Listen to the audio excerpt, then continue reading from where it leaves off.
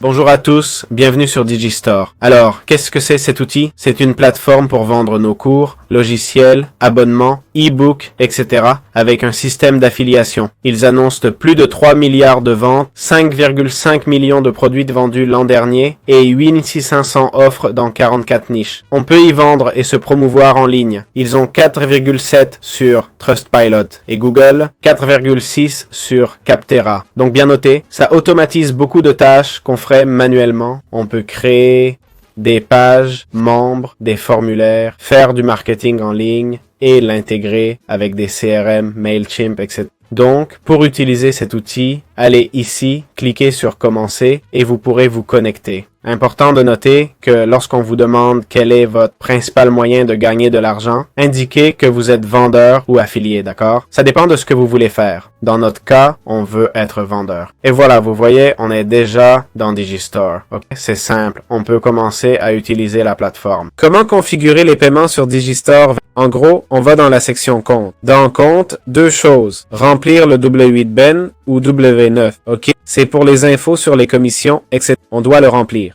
Après avoir rempli ça, on va dans compte de paiement. OK? Là, on choisit combien on veut être payé. D'accord? Ici, c'est 50 et plus. Hein? C'est quel jour du mois? Le 7, 21 ou 7, 14, 21, 28. OK? Mettre un mot de passe pour sauvegarder. Le mot de passe actuel. Actif ou non? En quelle devise? Euro par exemple. OK? Si on le veut partout, alors partout. Notifier par email. Lequel choisir? D'accord? On l'écrirait ici. La méthode, PayPal, SEPA, carte ou virement. OK? Ici, le paiement en euros, dollars, autres devises. OK? Donc, on clique sur enregistrer. C'est tout. Voilà comment configurer nos données bancaires. Important, sans ces devises, créer un PayPal. OK? Et recevez les paiements là. D'accord? Et voilà. C'est aussi simple que ça. Comment créer mon premier produit sur Digistore? Allons dans compte, puis dans produit. D'accord? Ici, on peut créer un produit. OK? On clique sur ajouter un produit. On saisit le nom, la langue et le nom visible pour l'acheteur. Le type de produit, webinaire, logiciel, e-book, etc. Ou coach en ligne, par exemple. On choisit, on confirme, c'est tout. Ici, ça nous indique quelques règles. OK? Pour créer un